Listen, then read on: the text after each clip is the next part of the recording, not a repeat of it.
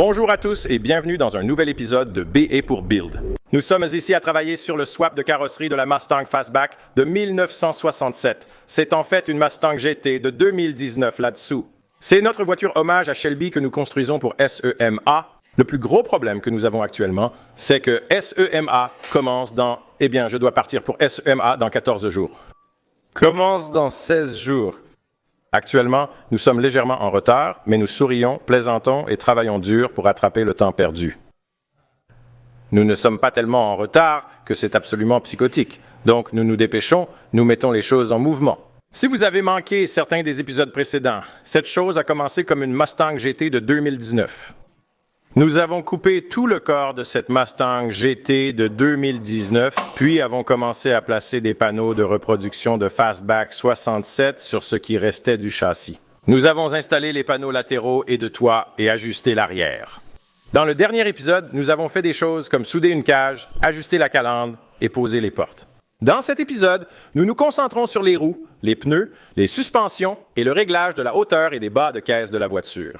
Nous devons finir presque toute la carrosserie restante, notamment monter l'arrière au complet et installer les feux arrière. Les ailes avant vont être installées. Le pare-choc avant va être installé. De nombreux événements sont à venir dans l'épisode d'aujourd'hui. Nous devrions pouvoir le diffuser une fois terminé. Commençons donc. Là-haut et là-bas, donc les ailes sont montées à environ 4 ou 5 endroits, donc il va travailler là-dessus. Je suis de retour ici maintenant.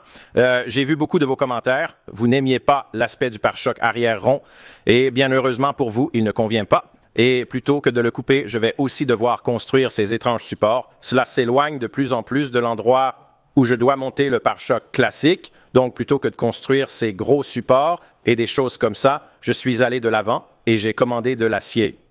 Maintenant, cet acier n'est pas fait pour être un pare-choc. Donc, ce que je vais faire, c'est que je vais simplement y mettre quelques coupes de soulagement que j'ai vues sur d'autres véhicules Original Equipment Manufacturer et pare-choc Original Equipment Manufacturer. Je pense que c'était comme la Lotus. Donc, vous mettez, comme je vais mettre un peu maintenant, ceci n'est pas un conseil pour quiconque à faire à la maison, mais je vous dis simplement ce que je vais faire. Je vais faire quelques petites encoches dans certains des coins du tube à quelques endroits différents qui lui permettent de se froisser un peu pour que je n'ai pas un énorme morceau d'acier de pare-choc arrière qui ne va pas se froisser du tout si nous avons un accident à vitesse moyenne.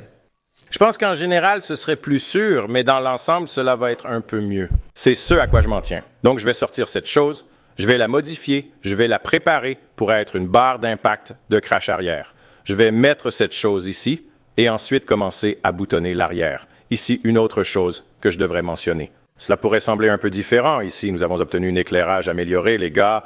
J'ai passé du temps que nous n'avions pas et obtenu une tonne de lumière. Donc, je pense que vous pouvez dire à quel point c'est sombre. C'est l'ancienne lumière de l'atelier. C'est la nouvelle lumière de l'atelier qui sera finalement installée partout. Nous avons aussi décidé d'acheter une nouvelle caméra en raison des nombreux problèmes avec la précédente. Donc, beaucoup de choses changent dans le monde de la production. Et je dis ça parce que si quelque chose ne va pas, soyez patients avec nous et nous travaillerons sur des corrections et nous nous excusons d'avance. Nous avons passé beaucoup d'années à nous améliorer dans ce domaine et pas tellement dans ce domaine et je ne le regrette pas. Je n'ai jamais voulu être un YouTuber. J'aime être constructeur de voitures, donc nous ferons de notre mieux. D'accord, je vais commencer à construire des voitures. C'est parti!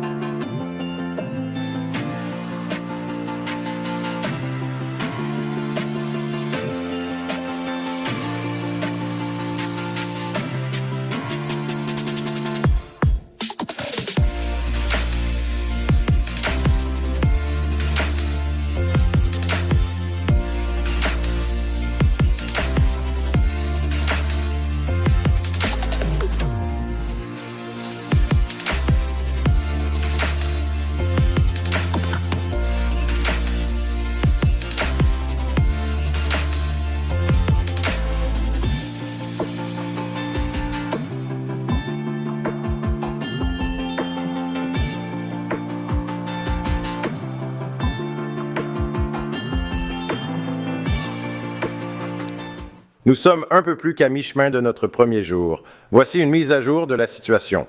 sur où nous en sommes jusqu'à présent. Souvenez-vous de ce que j'ai dit à propos de l'utilisation de l'autre pare-choc arrière. Mais ensuite, j'ai dit toutes les bonnes choses sur la sécurité du pare-choc arrière d'origine. Oui, donc je suis revenu au pare-choc arrière d'origine. J'ai décidé que c'était la meilleure façon de le faire. Donc c'est difficile à voir, mais c'est soudé là-dedans, et puis tout cela est renforcé et rempli et tout. Donc c'est tout beau. J'ai commencé à faire un essai de montage du pare-choc arrière qui va être soudé. Et une autre grande chose qui a été faite est Le système d'évaporation est déplacé et vit dans sa maison permanente là-bas.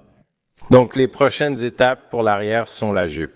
Finir la jupe, elle doit être soudée au panneau arrière et ensuite soudée en bas. Et ensuite, nous devons commencer à regarder comment monter le pare-choc arrière d'origine qui ira ici. Puis, boulonnez-le au pare-choc d'impact. Oscar a monté le premier garde-boue, donc je veux vous montrer comment nous faisons cela tous les échanges de carrosserie que nous avons jamais fait. La meilleure méthode que nous avons trouvée est de construire une belle barre qui traverse ici et qui a des trous pour chacun de vos boulons de garde-boue, qui descendent tout le long par là. Ensuite, nous le fixons ici en le rattachant au corps. Et ensuite, Oscar a soudé une plaque qui passe juste là, qui a des boulons, qui la fixe aussi au corps. Donc, il va juste aller de l'avant et faire la même chose sur l'autre aile. Laissez-moi prendre une jupe latérale ici et vous ramener en arrière dans le monde de l'impression 3D que nous avons.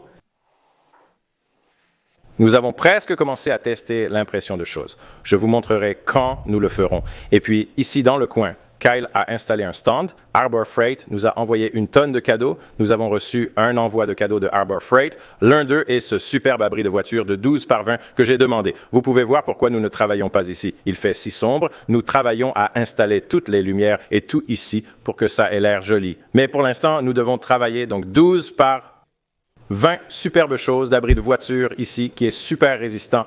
Et j'aimerais utiliser l'un de ces pour garder ma voiture dedans, mais pour l'instant, nous devons l'utiliser comme cabine de ponçage, donc ponçage de travaux en fibre de verre. Ils nous ont également envoyé ces supports ici. Nous avons environ 4 de ces supports que vous nous verrez utiliser dans l'atelier et ils vont être vraiment utiles pour ce prochain processus qui consiste à travailler avec des choses en fibre de verre et c'est pourquoi nous avons la tente pour que nous puissions poncer sans que les fumées de fibre de verre se répandent partout dans l'atelier et tout ça. Donc cela ne ressemble pas beaucoup à une jupe latérale si je la retourne de cette façon.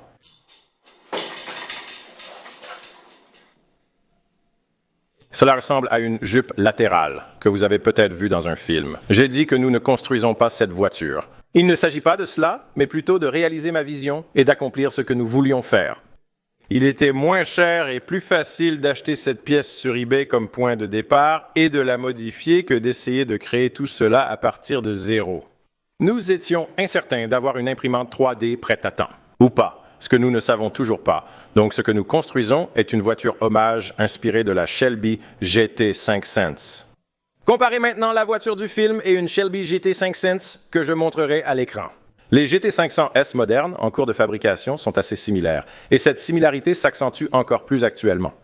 Et ce que j'ai appris après avoir fait beaucoup de recherches, c'est que la voiture du film a été fabriquée en prenant beaucoup de différentes pièces et parties de choses que Shelby a faites, puis en les assemblant toutes ensemble dans un seul paquet et en faisant quelques légères modifications. Maintenant, en ce qui concerne ce bas de caisse, c'est là que c'est un peu intéressant. Je n'ai jamais vu une voiture Shelby avec un bas de caisse. J'ai vu beaucoup de voitures Shelby avec un truc d'échappement et je pense que c'est de là que cela a été inspiré. C'était un gros tube d'échappement qui courait sur le côté de la voiture et qui sortait sur le côté. Donc, si vous fermez un peu les yeux et imaginez que cela pourrait être un gros tube avec une sortie latérale, je pense que c'est peut-être de là que cette pièce de fibre de verre a été inspirée. Je ne suis pas vraiment sûr, donc oui, nous n'allons pas faire passer un tube d'échappement tout le long du côté parce que nous ne pouvons absolument pas, la voiture ne peut tout simplement pas le faire et j'aime bien l'aspect bombé, mais nous n'allons pas faire l'échappement latéral. Donc nous allons modifier cela pour que ce soit juste un aspect bombé avec une petite touche de notre propre style. Donc nous allons le faire un peu plus bombé et tordu qu'avant. Donc en utilisant cela comme notre pièce de départ, nous allons venir ici et nous allons commencer à couper tout ce truc de port d'échappement. Donc cela va être coupé par ici, cela va être coupé par là. Ensuite, nous utiliserons notre ancienne méthode éprouvée du ruban adhésif pour commencer à coller et construire un échafaudage pour une nouvelle fibre de verre. Donc l'idée est que nous voulons que cela soit visible, vous voyez? En résumé, ça commence ainsi et ça marche. comme si ça se divisait un peu. C'est ce que nous voulons faire. Donc, nous allons aller de l'avant et enlever tout ça. Il y aura juste un peu qui s'accrochera ici et là, puis nous commencerons à le scotcher, à le monter en échafaudage, puis nous recommencerons à le recouvrir de fibres de verre et à la fin, il aura un peu plus de couple et il n'aura plus de trucs d'échappement ici.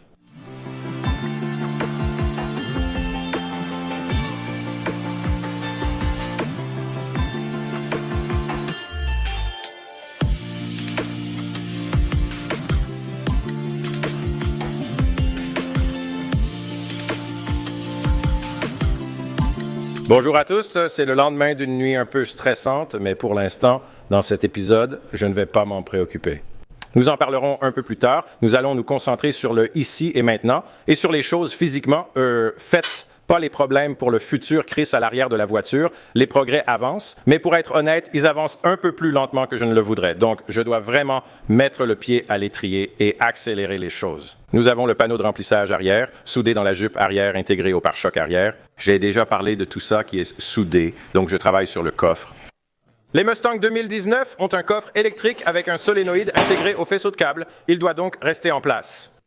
Ici quelque part, et ensuite l'autre moitié monte là-haut, ferme à clé, appuie sur un bouton de votre clé ou à l'intérieur de la voiture et ça va sauter. Nous devons également trouver de la place pour cacher la caméra juste ici, notre caméra de recul. Donc c'est un peu délicat de s'assurer que vous pouvez mettre ces deux choses là-dedans, mais je vais m'y mettre et ensuite je vais donner à ce pare-choc le coup de hache. Je ne sais pas pourquoi, mais tous ces pare-chocs arrière sont toujours trop larges. Donc, nous les coupons en plein milieu, nous les affinons un peu, et je vais faire en sorte que ce pare-choc s'adapte là-dessus pour que je puisse commencer à le fixer complètement. Oscar a monté les ailes sur la voiture maintenant, les deux côtés des ailes, et elles sont boulonnées, montées en permanence. Elles ont l'air super. Donc maintenant, il est temps de passer au capot. C'est notre capot qui vit ici. Deux pops à l'arrière, comme des pops de capot.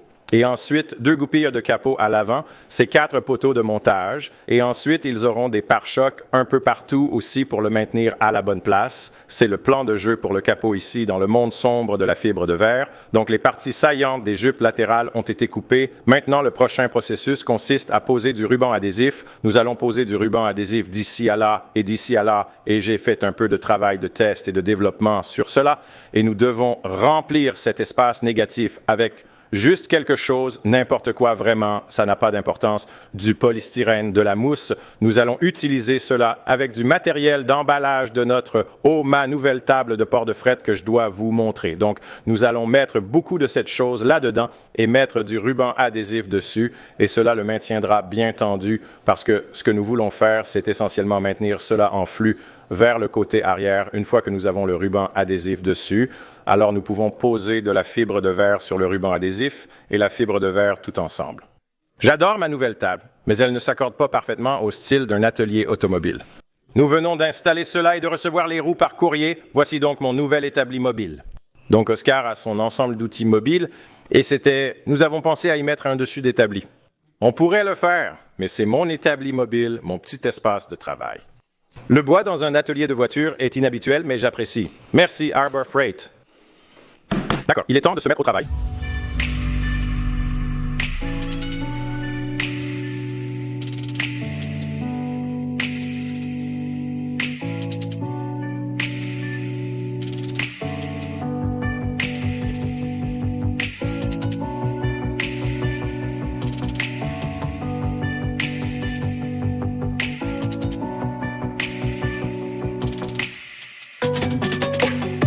Nous modifions notre stratégie pour l'assemblage du capot. Nous avons fait de petits affrontements à différents endroits et des choses comme ça, et un pare-choc mélangé à un affrontement. Et certains de ces gars, pour le garder, qu'est-ce que ces choses s'appellent? Pousser. Pousser des onglets, pousser, verrouiller, pop et verrouiller des boutons. De toute façon, nous avons fait ça. Cette fois, nous construisons quelque chose d'un peu différent, mais je voulais vous l'expliquer. Et de cette façon, cela expliquerait aussi pourquoi nous n'avons pas ce joli cache moteur. Donc, première modification, nous avons retiré le cache moteur, le col de remplissage d'huile. Si vous enlevez l'extrémité, il s'adapte vraiment bien là où le col est venu de la buse. Oui, je ne suis pas très bon avec les mots. Merci, Oscar. Donc, ce gars était là et puis le capuchon était là, et nous l'avons juste sorti, mis le capuchon là, et il s'adapte vraiment bien. Donc, c'est cool, et cela a éliminé beaucoup de choses de haut niveau. Nous avons une admission d'air après-vente venant de Holley que nous allons obtenir ici, et cela va aider aussi, mais une fois que nous avons enlevé le couvercle, nous avons décidé d'une manière vraiment cool de faire cela. Donc, sous le capot, il y a des supports qui traversent horizontalement l'arrière du capot et nous voulons reposer ces supports sur une petite poutre ou une barre ou quelque chose comme ça. Et ce que nous pouvons faire est de doubler et de faire une barre de renfort également. C'est ce sur quoi nous travaillons ici. C'est une barre de renfort qui va également soutenir l'arrière du capot et ensuite elle va le localiser avec les broches également. Le capot en aluminium ne bougera pas latéralement. Il est léger et agréable à manipuler. Le poids de celui-ci sera entièrement supporté par cela à l'arrière. Maintenant, pour faire cela, nous allons devoir nous plonger un peu dans les internes. Il semble qu'il y ait beaucoup de place ici. Ces conduites de carburant ont des couvertures sur elles et nous devons être prudents pour nous assurer que nous ne faisons pas éclater ces respirateurs. Ce sont définitivement des poids. Ceux-ci ne ressemblent pas à des respirateurs. Ils ressemblent à ceux qui vont dans le pare-feu. Ils le sont. Ouais. Ce sont des conduites de refroidissement. Et nous devons nous assurer qu'elles n'interfèrent pas avec les conduites de carburant. J'aimerais garder ce rembourrage si possible, mais nous pouvons les faire courir côte à côte. Nous allons réduire un peu la ferronnerie pour gagner de l'espace, faire des ajustements de test, puis Oscar fabriquera entièrement cette barre de support de jambes pour qu'elle soit belle et jolie.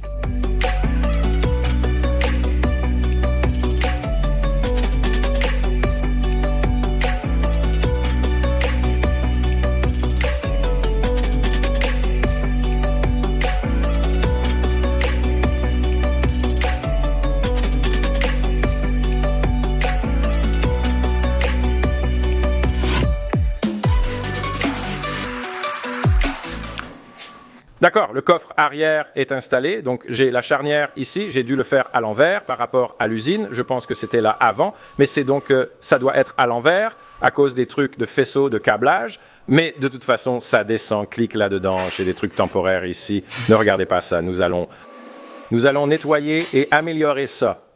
Ça fonctionne et va me permettre, contrairement à ce que j'ai dit, de passer aux pièces d'angle plutôt qu'aux pare-chocs. Ces pièces de drainage sont cruciales car elles évacuent la pluie hors de la voiture et non à l'intérieur. Je vais être très prudent.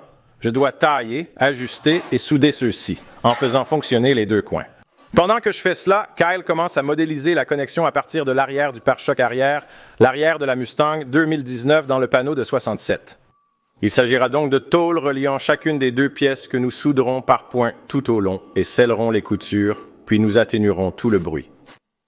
L'idée est donc que maintenant, une fois que cela, c'est encore collant une fois qu'il sèche, nous pourrons commencer à poncer cela horizontalement, beaucoup, en remplissant des endroits, en enlevant des points hauts, etc., en le travaillant. Donc, je vous ai dit que j'expliquerai le très, très gros problème qui a été « je ne suis pas très facilement stressé ». C'est une des raisons pour lesquelles j'aime faire ces choses. J'aime mettre beaucoup d'heures, j'aime faire avancer les choses rapidement et je gère assez bien le stress. Mais aujourd'hui a été vraiment stressant et laissez-moi vous expliquer pourquoi l'imprimante 3D devait être notre sauveur. Zane a fait un travail incroyable pour faire fonctionner cette chose. Pour travailler, nous avons fait une impression test, voici quelques images et ça imprime, ça fait des choses. Donc quand vous avez une imprimante, vous avez un modèle, utilisez un logiciel de découpage, il vous dit combien de temps l'imprimante va prendre, c'est son taux de déplacement actuel et tout pour imprimer la chose dont vous avez besoin. Donc, je prends ça, je mets le modèle de pare-choc dans l'imprimante 3D assez grande pour le contenir en entier, ce qui est incroyable. Le logiciel de découpage m'informe rapidement que le temps d'impression serait de 9 jours et utiliserait beaucoup de 15 kg de filament, qui est comme ces 15 rouleaux, qui est 300 de plastique, mais c'est aussi comme 35 livres de plastique, et donc c'est un échec total. Nous n'avons pas 9 jours. Donc les 5 jours, 6, 7, 10 jours que nous avons passés à configurer cette imprimante ne valent pas vraiment la peine. Aussi, juste en avançant dans le futur, imprimer de très grandes choses ne vaut pas vraiment la peine. Comme pourquoi vais-je passer 9 jours à imprimer un pare-choc quand vous pouvez l'imprimer en morceaux? Je ne me suis pas impliqué à fond dans la construction d'une CIMA, en croyant que l'énorme imprimante 3D de 7 pieds résoudrait tous nos problèmes. Donc j'avais un plan de secours. J'ai appelé aujourd'hui pour vérifier l'état de l'expédition des pièces que j'avais commandées du Mexique et qui devaient être envoyées ces derniers jours. Et je n'avais pas encore reçu de numéro de suivi, donc j'étais un peu inquiet. J'étais genre « Hey, hey, Mexique, comment ça va? Avez-vous un numéro de suivi pour nos pièces? » Ils ont dit non, les pièces sont bloquées à la douane à la frontière et elles seront expédiées par fret le mercredi prochain. Cela signifie qu'elles arriveraient probablement le mercredi suivant, ce qui signifie que nous devons être sur la route pour SEMA le mercredi suivant. Nous avons 13 jours à partir de maintenant. Donc, oui, 14 jours d'attente pour notre pare-choc avant ne fonctionne pas. Alors, le plan principal prend 9 jours. Ça ne fonctionne pas. Le plan de secours prend 14 jours. Ça ne fonctionne pas et c'est pourquoi j'ai été stressé. Je ne sais pas si je suis trop stressé par l'argent, mais cette chose coûte une petite fortune. Laissez-moi, je vais consulter l'email rapidement. Je vais déterminer combien j'ai dépensé pour cette chose. C'était pire que je ne me souvenais. Cela coûte 20 000 $. Cette imprimante 3D qui imprime un pare-choc avant en 9 jours coûte 20 000 $. Maintenant, vous pouvez prendre un modèle, n'est-ce pas? Et vous pouvez le découper en morceaux. En découpant différemment, vous pouvez modifier la géométrie et utiliser moins de supports. Voici notre impression test, c'est assez cool. C'est un mini pare-choc avant, et comme ils l'ont dit dans Zoolander, il faut que soit au moins 3 fois plus grand que ça. Quand vous faites ça une impression 3D, elle imprime simplement chaque couche et monte comme ça l'imprimante. Si elle doit faire quelque chose comme ça, où elle coupe, elle construit des supports parce que vous ne pouvez pas imprimer en plein air. Vous voyez comment il y a de la lumière en dessous. Vous ne pouvez pas simplement imprimer en plein air, sinon le filament deviendra tout filandreux et de mauvaise qualité. Comme vous pouvez le voir un peu en bas, donc vous faites des supports. Donc vous pouvez voir ici quelques supports que j'ai laissés. C'est ainsi que les supports doivent être, à quelle distance ils peuvent être et des choses comme ça. Et c'est à quoi ressemblent les supports sur un modèle 3D. Et c'est parce que à ce moment-là, il se débrouille bien avec cette partie et monte jusqu'ici et puis il commence à couper beaucoup et il imprime essentiellement horizontalement dans l'air et il dit « Hey, j'ai besoin de quelque chose pour reposer ce filament chaud » et c'est à quoi servent les supports pour soutenir ce filament chaud qui se pose et il le piégera et le ramènera. Donc c'est notre modèle 3D de pare-choc avant et quand nous le regardons à l'échelle de géant, le problème se pose lorsque nous regardons les supports. Ils doivent être à peu près tous les quarts de pouce. Il doit y avoir un support. Donc, imaginez que tout cela soit rempli de supports. Tous les quarts de pouce pour attraper le débordement de nos pare-chocs de taille réelle où ils se rétractent. Et c'est pourquoi cela prend 9 jours, c'est parce qu'il remplit essentiellement tout ce lit d'impression avec du plastique pour soutenir la rétraction. Donc, une façon de contourner cela est d'aller dans votre logiciel et de découper cette pièce en plusieurs morceaux et de l'imprimer simplement de haut en bas. Donc, il n'y a pas besoin de support car il n'y a pas de débordement. Vous découpez tout et l'imprimez en différents morceaux. Donc, il n'y a pas de débordement. Maintenant, si je découpe tout cela, pourquoi ne dirais-je pas simplement de l'imprimer sur mon fidèle imprimante? Creality qui coûte un 20e du prix? Non, un 40e du prix. Donc, si vous imprimez moins de supports, moins de temps d'impression, cela ne prend pas 9 jours, mais il vaut vraiment la peine de mentionner que cela a la même buse exacte et imprime à la même vitesse exacte que cette chose. Donc, si vous le découpez en morceaux, et si j'avais, disons, 6 de ces imprimantes Creality imprimantes en morceaux, elle imprime tout 6 fois plus vite. Donc, je suis assis ici aujourd'hui en grande difficulté sur la construction de CIMA. J'ai une bouée de sauvetage dont je vous parlerai dans une seconde et j'ai l'impression d'avoir peut-être gaspillé ou en quelque sorte gaspillé 20 000 $, ce qui est... nous avons un seuil élevé pour faire des erreurs avec de l'argent ici chez BS4Build, mais ça, ce n'est pas bon. Cela étant dit, si quelqu'un veut acheter cette imprimante 3D, elle est à peu près à vendre en ce moment. Je suis sûr qu'il y a des utilisations industrielles et l'endroit d'où elle vient est en guerre en ce moment, donc ils ne sont probablement pas en production. Et j'en ai une qui est déjà assemblée. Donc, vous savez mon email de toute façon. Voici comment nous nous sortons de ce problème. J'ai envoyé un email à une bouée de sauvetage. Il y a une autre entreprise là-bas qui produit des pièces très similaires à ce que je voulais produire. Si nous pouvons en obtenir une à temps, je pourrais la modifier pour la rendre exactement comme celle que je voulais produire. Pendant que cela se passe, je vais faire fonctionner cette imprimante et cette imprimante à plein régime en imprimant une tonne de morceaux dans l'espoir que je peux imprimer assez de morceaux Nous avons assez de temps pour coller tous les éléments ensemble, construire notre pare-choc avant et l'entourage de phare supérieur. Des versions Shelby personnalisées pour Beast for Build. Je devrais débuter ce projet.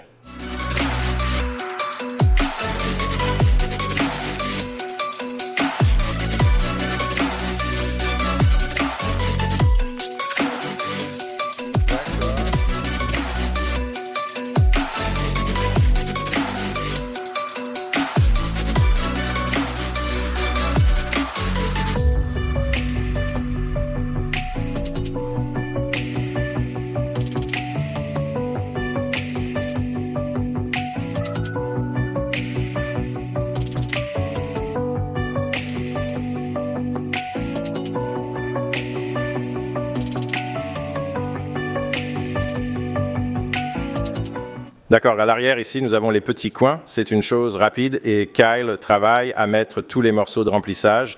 Et il en a fait pas mal, donc ce sera vraiment cool de commencer à souder cela et de le bloquer du monde. Mon objectif ce soir est de terminer toute l'arrière. Il y a beaucoup de choses. Les feux arrière sont un gros point. Voici ce que nous avons en cours.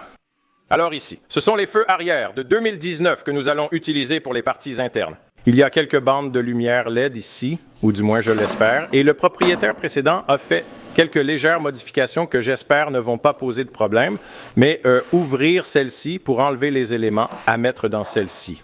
Et ce sont des feux arrière de style Shelby GT 5 Sense. Shelby a commencé à les intégrer dans ses voitures. Et ceux-ci viennent en fait d'une Mercury Cougar, je suppose. Je suppose que je ne connais pas vraiment bien mon histoire. Ford doit posséder Mercury. Je ne suis pas certain à 100%, mais je sais que ces feux arrière viennent de là. Vous pouvez toujours commander cette pièce en tant que reproduction Ford à partir de la Mercury avec quelques modifications mineures. C'est une touche Shelby comme la Shelby GT5 Sense, mais ce sont plus des pièces d'usine Ford. Il y a 4 pièces avec l'intérieur qui va à l'intérieur de la voiture. L'objectif et la lunette sont présents. C'est une belle pièce en aluminium usiné. Ensuite, vous avez un joint que j'ai stocké au sol. Je vais donc sortir la bande LED d'ici. Je vais le placer ici comme ça. Je vais trouver un moyen de le boulonner là-dedans. Et ensuite, c'est assez cool parce que toutes les choses comme le séquentiel, les feux de jour, tous les réglages que la Mustang de 2019 avait, ils se sont juste croisés dans votre joli feu arrière classique. Donc, je vais essayer de les installer pour que nous puissions les ajuster à la voiture. Nous serons de retour tout de suite.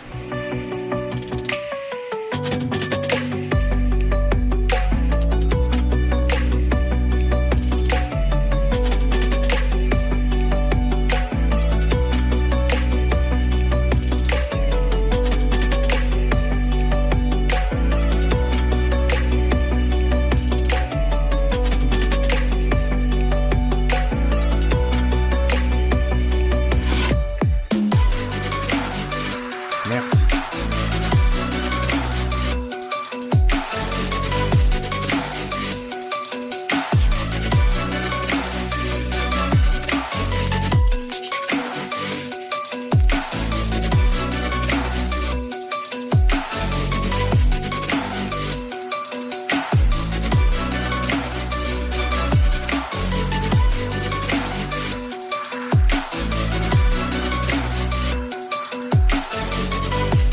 Salut à tous. Le jour suivant, Oscar m'a rejoint dans ce désastre. Laissez-moi vous en parler. Le feu arrière côté conducteur est bientôt fini. Je viens de commencer, mais le côté passager, c'est déjà fini. Kyle a appliqué du mastic renforcé de fibre de verre sur nos bas de caisse. L'impression 3D est efficace à cet endroit. Oscar a terminé les supports arrière et la barre de renfort pour le capot. Ce projet est vraiment génial.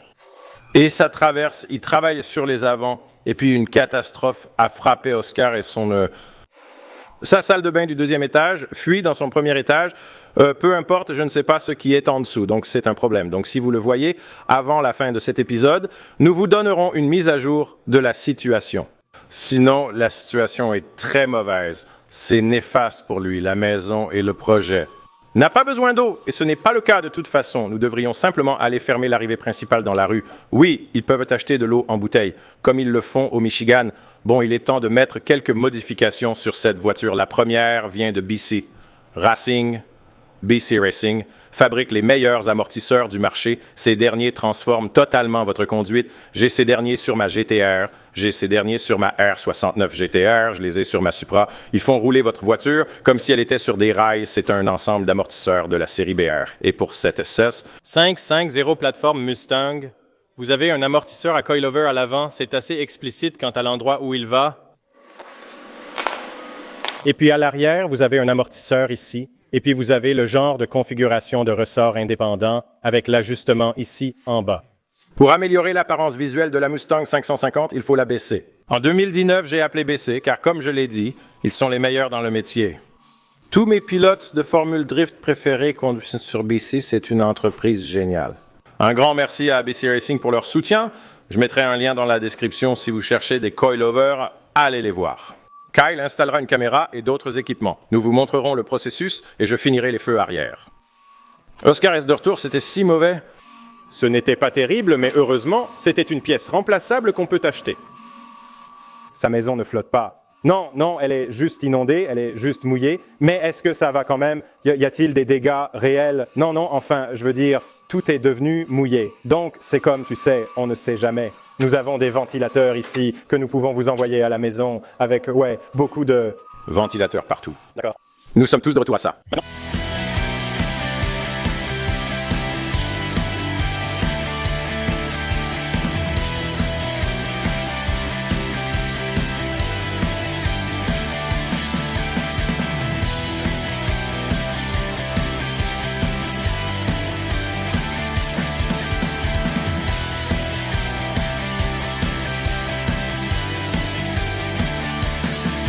Merci.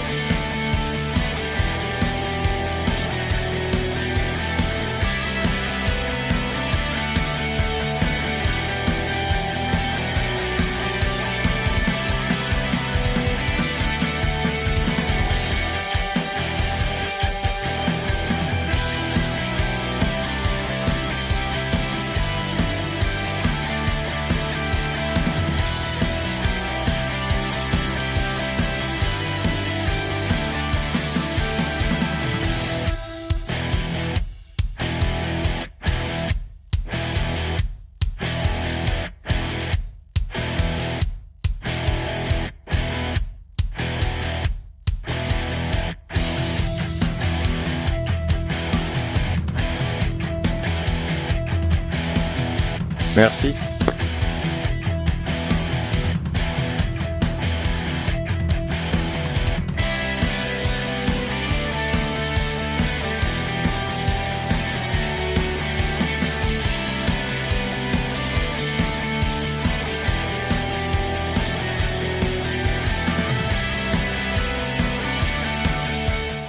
Il est tard, mais nous venons d'atteindre un énorme jalon.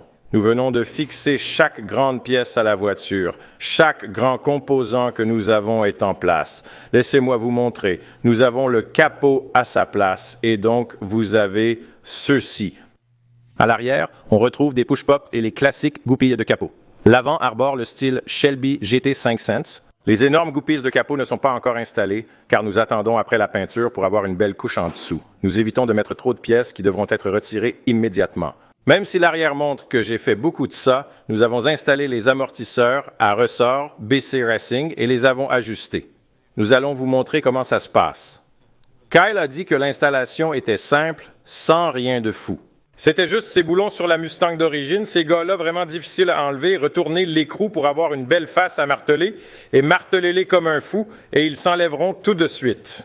L'autre chose est de mettre les ressorts arrière en place. Faire descendre le sous-châssis arrière est une bonne idée, donc mettez le cric là-dessous et faites descendre un peu le sous-châssis arrière et cela vous aidera à mettre les ressorts arrière en place si vous faites une S550 à nouveau. Une modification que je recommande vivement. En venant ici à l'arrière, je suis allé de l'avant et j'ai mis les feux arrière en place. Bien que ce soit des éléments à retirer avant de peindre, comme le petit capuchon central, j'ai coupé et raccourci le pare-choc. Il se peut que je l'ai un peu trop raccourci, mais ce n'est pas si difficile à dessouder au milieu et à espacer un peu plus. La chose vraiment ennuyeuse à ce sujet est que où que vous mettiez le pare-choc, il laisse ce gros écart entre le chose d'angle de bec de canard arrière et cela laisse juste un énorme écart. Donc, nous devons faire un travail de tôle sur mesure. C'est ce que nous avons fait sur notre dernière construction de Mustang. Et nous devons construire cela pour rencontrer là, et c'est beaucoup de travail. Donc, le pare-choc est un travail en cours, mais il est maintenant là et je dois aussi construire des supports à l'intérieur pour lui aussi. Donc, il a l'air un peu bizarre. Sans une enveloppe de phare de style Shelby GT 500 à l'avant, rencontre le capot qui passe par ici, et puis le pare-choc avant est juste ici. Ce sont toutes deux des choses que nous avons dans la file d'attente de l'imprimante 3D. J'ai été en train d'imprimer avec mon imprimante 3D surévaluée et glorifiée. J'ai quelques pièces sur 8. 1, 2, 3. Sont terminées. La 4e est en cours. Et j'ai cassé la petite ou la plus petite grande imprimante Creality. J'ai décidé de souder une nouvelle buse là-dedans, qui n'avait pas le bon pas de vis, et j'ai fait fondre certaines choses. Mais c'est une pièce remplaçable. J'attends un nouvel appareil demain qui nous permettra de doubler notre vitesse d'impression. J'ai hâte de voir comment ce véhicule atterrira. Pour cela, nous avons besoin de roues et de pneus. Laissez-moi vous les montrer et les mettre en place.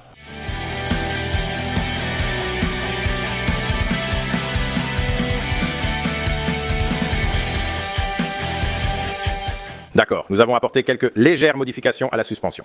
Pour continuer à apporter quelques modifications supplémentaires pour abaisser l'arrière, mais bon sang, cette chose a l'air si bien. Je suis tellement content de ça. Laissez-moi vous parler un peu de notre combinaison de roues et de pneus. C'est un Koenig Hypergramme. Je pense que c'est un gris métallique avec la lèvre de la machine. Et nous roulons dans un 17 par 8 et vous devez rouler avec un départ positif assez élevé parce que la Mustang de 2019 est beaucoup plus large que la Mustang de 97. Vous ne pouvez pas rouler avec un départ très bas.